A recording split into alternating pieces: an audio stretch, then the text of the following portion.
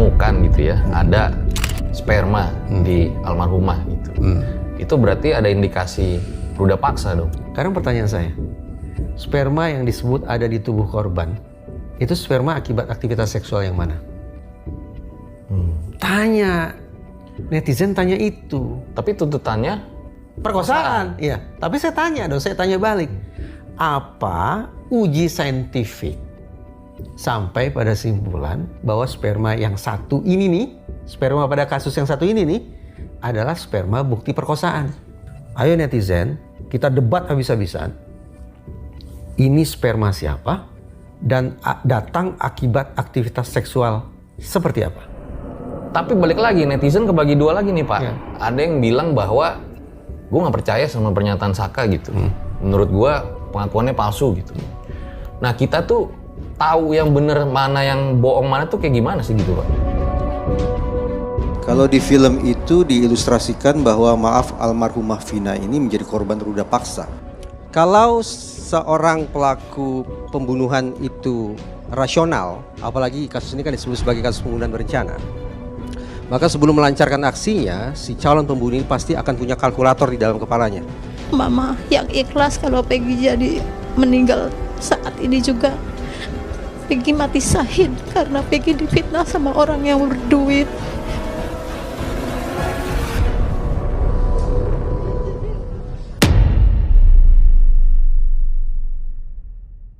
Kembali lagi bersama gue Fajar Aditya, kali ini di Om Mamat Special Episode.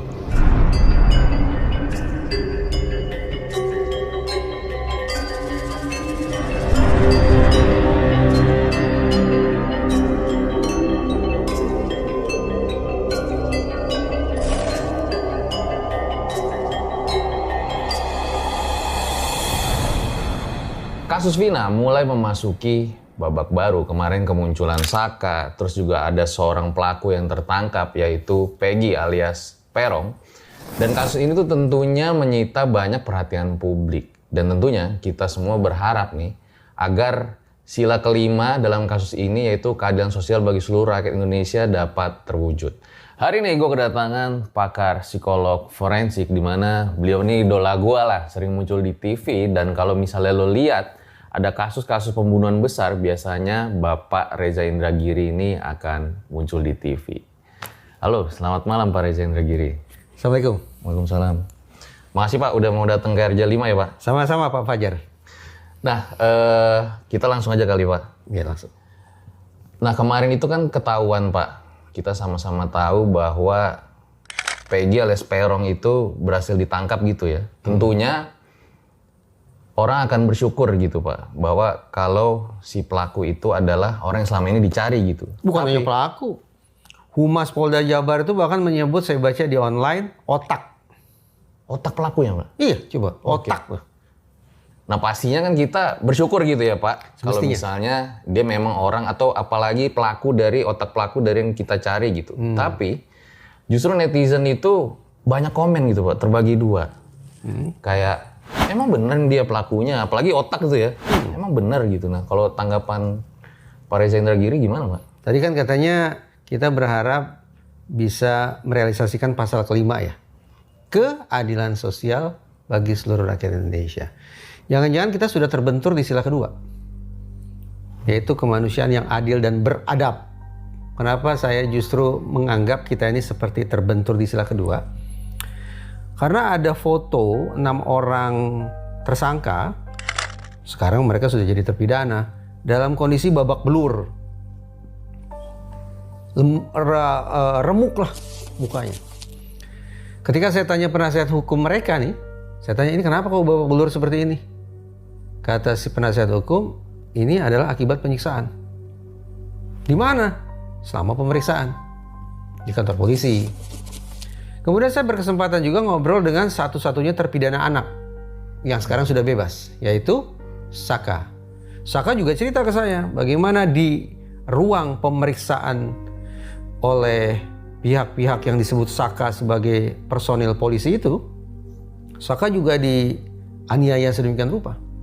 Bentuk-bentuk penganiayaannya ekstrim, kejam luar biasa. Alhasil, benar kan?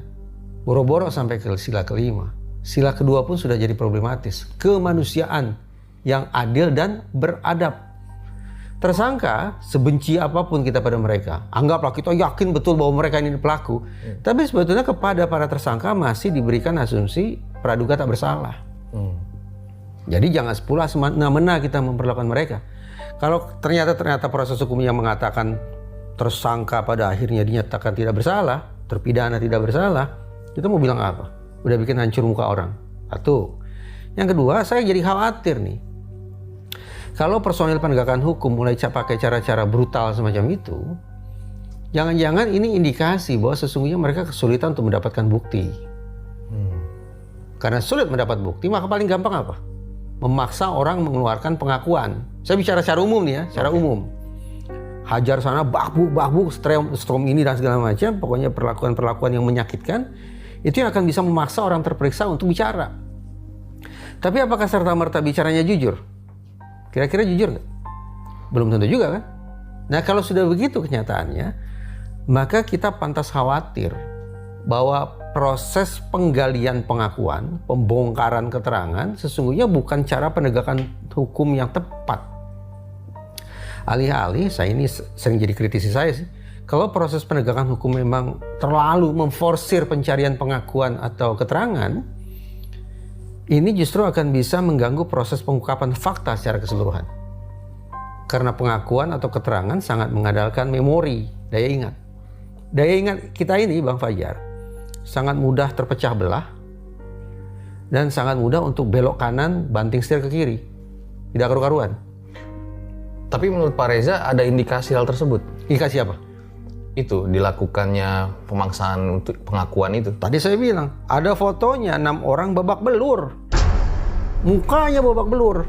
Dan mirip-mirip. Lebam-lebamnya mirip.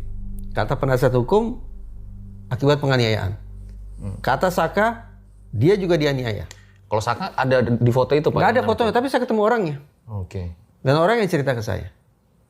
Saya tentu tidak serta-merta percaya pada itu semua. Tetapi maka tadi saya katakan saya khawatir bahwa ini merupakan tanda-tanda proses penegakan hukum yang menurut saya tidak ideal. Karena ada kesan personil memilih untuk membongkar pengakuan. Karena apa? Karena kesulitan mencari alat bukti. Alat bukti terkait apa? Terkait pembunuhan dan perkosaan. Kan dua itu. Dalam kasus Vina narasinya kan dua itu. Pembunuhan dan perkosaan. Sekarang tambah lagi narasinya sebetulnya oleh citizen dan netizen ditambah, yaitu salah tangkap. Gitu.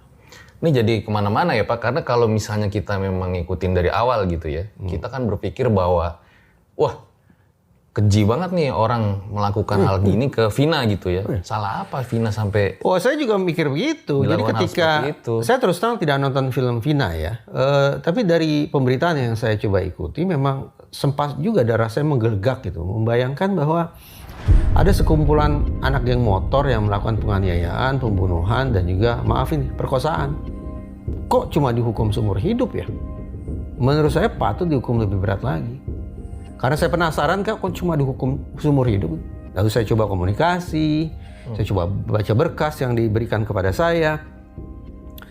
Justru muncul pertanyaan tentang sejumlah hal yang menurut saya sekali lagi mengindikasikan bahwa tolok ukur saintifik dalam kerja investigasi sepertinya tidak sungguh-sungguh ditaati secara optimal dalam kasus ini. Nah ini silakan diuji. Mari kita uji apakah hasil kerja otoritas penegakan hukum dari hulu sampai hilir sudah tuntas menyeluruh, objektif dan transparan, atau justru ada loopholes di sana sini. Oke Pak, tapi kan kita balik lagi ke tadi ya, ketika kita tahu kasus Vina kita seperti, loh kok kejam banget, keji banget, tapi ketika kemunculan Saka, ya, kita jadi mikir, loh kok jadi begini ceritanya? Karena Saka mengaku dia salah tangkap, bahkan dia dipaksa untuk ngaku gitu kan. Nah jadi... Dan dia anak-anak loh ya, anak-anak loh itu, terpidana anak.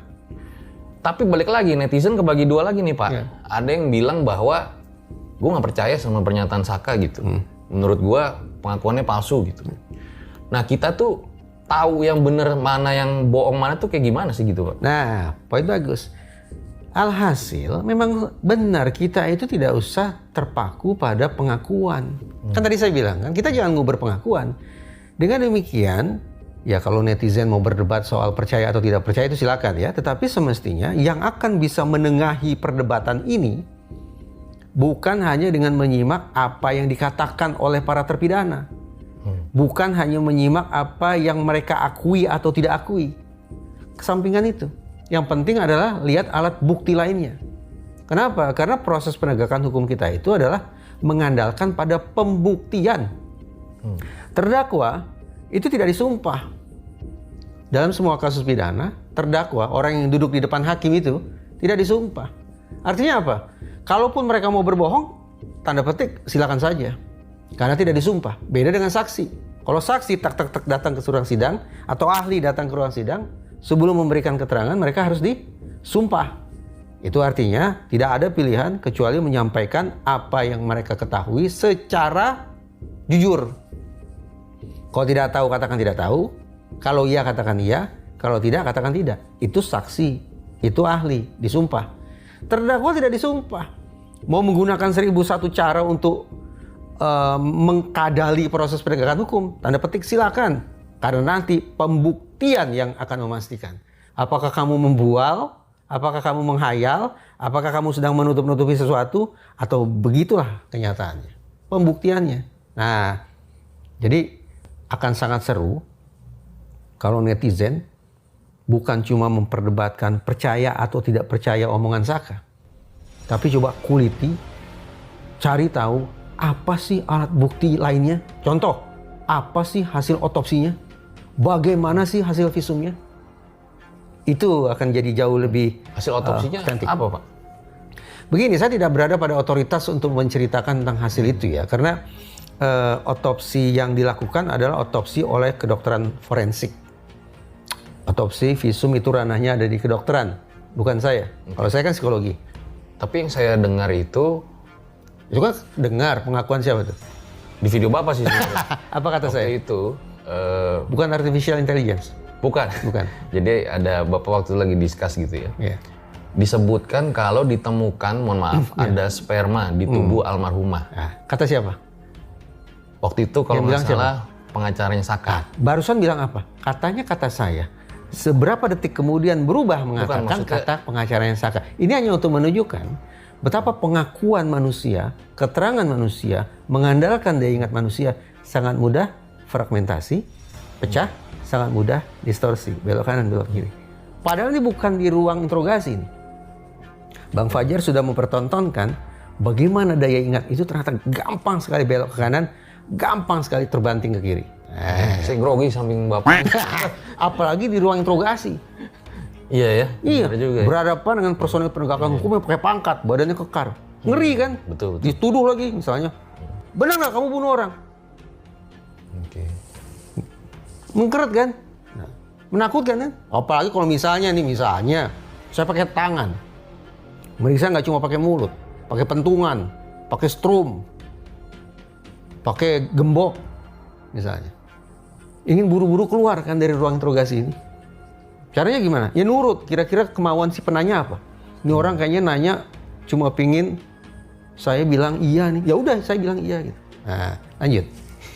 Ya tadi maksud saya itu Pak. Ya, apa itu? Jadi di video Bapak lagi sama pengacaranya gitu. Pengacara ya. siapa? Pengacara Saka. Oke. Itu disebutkan bahwa ditemukan gitu ya, ada sperma di almarhumah gitu. Itu berarti ada indikasi ruda paksa dong. Ah, ini bicara loopholes kedua. Tadi sebetulnya kita bicara loopholes yang pertama. Loopholes ya, celah atau ya kata-kata kelemahan gitu ya. Pertama tadi kita bicara tentang validitas kan. Ini omongan orang ini layak dipercaya nggak sih? Ini pengakuan orang ini sesuai kenyataan atau kepalsuan nggak sih? Itu isu pertama kan. Sekarang isu kedua tentang narasi perkosaan, ya kan? Kata kuncinya ada di sperma, gitu. Saya kebetulan berkesempatan berbincang dengan Direskrimum Polda Jabar. Tapi yang bertugas sekarang nih bukan Direskrimum dulu ketika kasus ini meledak, bukan. Direskrimum Polda Jabar yang sekarang. Saya sempat ya katakanlah protes ke beliau karena dalam perbincangan itu beliau eksplisit ini 338, ini 340. ini pembunuhan atau pembunuhan berencana gitu ya. Saya protes dong. Kenapa saya protes? Kok Bapak tidak sebut-sebut tentang perkosaan? Kesannya kok mau menutup-nutupi. Mungkin beliau lupa ya, tapi itu yang saya tanya. Kok Bapak tidak sebut masalah perkosaannya? Apa kata di Reskrimum? Ya karena tidak dilakukan uji DNA dan para pelaku tidak mengaku. Oke, simpan dulu ya, sampai di situ ya. Oke. Sperma itu bukan kajiannya psikologi forensik. Itu urusannya kedokteran, itu urusannya biologi gitu ya. Tapi latar psikologis di balik keberadaan sperma, jadi psikologinya sperma, itu urusan psikologi forensik. Maksudnya gimana? Begini, sperma itu bisa datang akibat dua bentuk aktivitas seksual. Kita nggak apa-apa nih ngomong aktivitas seksual. Iya, nggak apa-apa ya. Jangan salah ya, kita tidak sedang mengedukasi kan, bukan mengedukasi agar kemudian menginspirasi orang melakukan kejahatan, bukan begitu kan? Justru agar kita punya daya antisipasi, agar tidak melakukan, agar kita tidak jadi korban. Pertama saya ulang, sperma itu bisa datang akibat aktivitas seksual yang dipaksakan, forceful. Kalau memang ada unsur force di dalamnya, ada unsur paksaan di dalamnya, ada unsur coercion di dalamnya, maka itu pidana. Bentuknya apa? Antara lain perkosaan. Tapi jangan lupa, sperma juga bisa keluar, juga bisa datang akibat aktivitas seksual yang konsensual, yang mau sama mau. Paham ya situasinya ya? Jadi ada sperma yang ya katakanlah sperma itu menjadi ada akibat sebuah paksaan, aktivitas seksual yang paksaan. Tapi juga ada sperma yang datang akibat aktivitas seksual yang mau sama mau. Sekarang pertanyaan saya, sperma yang disebut ada di tubuh korban, itu sperma akibat aktivitas seksual yang mana? Tanya, netizen tanya itu. Tapi tuntutannya Perkosaan, iya. Tapi saya tanya dong, saya tanya balik. Apa uji saintifik sampai pada simpulan bahwa sperma yang satu ini nih, sperma pada kasus yang satu ini nih, adalah sperma bukti perkosaan? memang belum diuji, Pak. Tadi kan saya bilang, kata di Reskrimum Polda Jabar, tidak ada uji DNA dan para pelaku tidak mengaku. Serta-merta gitu ingin disimpulkan, ini pasti perkosaan. Oke, kita ikuti saja, anggap saja ya. Anggap saja ini perkosaan gitu ya. Berarti sperma ini menjadi ada akibat didahului oleh aktivitas seksual yang forceful. Oke, kita ikuti. Pertanyaan kedua. Dalam kasus ini ada berapa orang laki-laki? Coba hitung. 11. Oh, lebih 11. Lebih 12. Coba 12 siapa aja? Coba. Pelaku kalau nggak salah 11. Apa 12 pelakunya ya? Kita pilah nih. Oke. Yang sudah masuk penjara berapa orang? 8. 8. Buron berapa orang? 3 ya, tapi ternyata jadi 4. 4. Jadi udah berapa? Oke, 12. Nah, ada lagi tidak? Korban. Siapa namanya? Eki. Berarti 13. 13. Total ya? Dalam kasus ini ada berapa laki-laki? 13. Pertanyaan. Kalau itu dianggap sebagai sperma akibat perkosaan, spermanya siapa? Emang yang perkosa siapa? Ada 13 loh nih.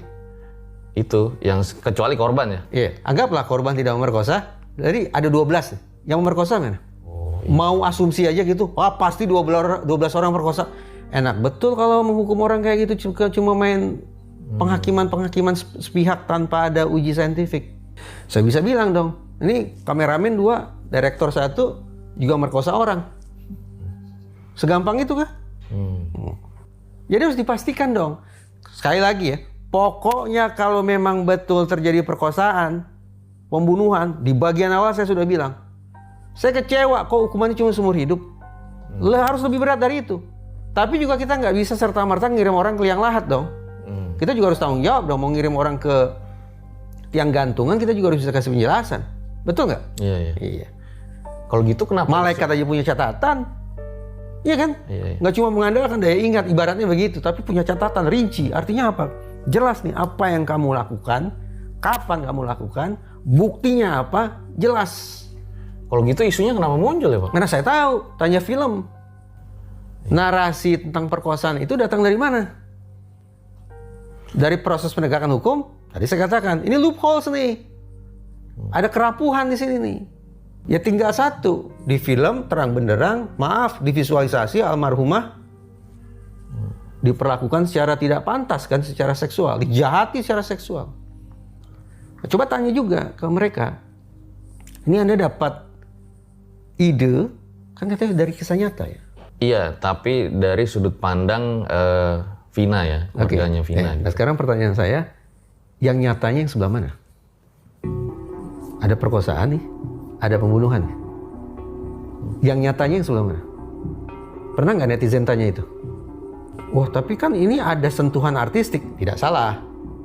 Tapi pada akhirnya, karena ini menjadi sebuah persoalan hukum, dan persepsi publik, persepsi citizen dan netizen sudah terkunci, sudah terjadi perkosaan dan pembunuhan, maka betapa bijaknya seandainya semua pihak bisa menjelaskan secara definitif perkosaannya di mana. Apakah benar ini perkosaan? Dan kalau iya, siapa pelakunya? Berkutat pada sperma itu.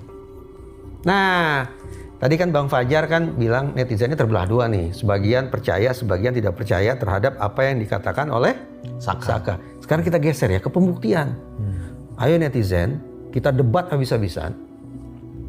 Ini sperma siapa dan datang akibat aktivitas seksual seperti apa? Wah, kita kan nggak punya informasi tentang itu. Tanya Pak Polisi. Karena ini hasil kerja Pak Polisi. Kan Pak Polisi kerja harus transparan. Betul kan? Betul. Tadi saya katakan ada 4 tolok ukur kerja penegakan hukum. Poin terakhir harus transparan. Polisi bagikan informasi kepada masyarakat agar masyarakat tercerahkan, agar kita-kita yang notabene masyarakat awam ini makin cerdas. Oke. Karena kalau tidak berarti kita seperti menghakimi orang. Kalau polisi mau berbagi informasi, bagaimana penalarannya, bagaimana pengujiannya sehingga ini bisa disimpulkan sebagai perkosaan, dan siapa dari 13 orang itu yang melakukan perkosaan, atau adakah kemungkinan bahwa ini merupakan aktivitas seksual konsensual, mau sama mau, bagikan informasinya. Ayo kita debat habis-habisan di situ. Oke. Berarti menurut Pak Reza itu salah satu celah di situ. Loopholes, ya betul, salah satu celah. Celah kedua. Oke. Nah, Pak Reza, kemarin itu kan juga viral tuh ya, di mana-mana penangkapan Egy gitu ya.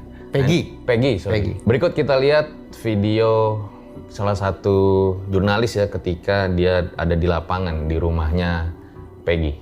Oh, ini videonya. Tahu Peggy ini sosoknya seperti apa, Bu? Anaknya baik sih, jarang bergaul atau berkumpul-kumpul sama teman-teman tuh, soalnya dia tuh kerjanya tuh merantau terus, pulang sekali seminggu paling lama terus pergi lagi begitu, jarang kumpul-kumpul sama teman-teman.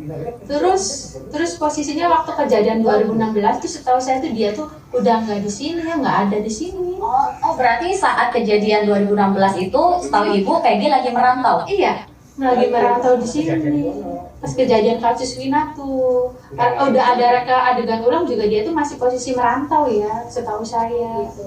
Jadi ini kan disampaikan, diduga bahwa Peggy ini adalah ikut geng motor gitu. Ini Mbak sendiri melihatnya apakah sebagai tetangga memang sering Peggy gaul bersama geng motor atau?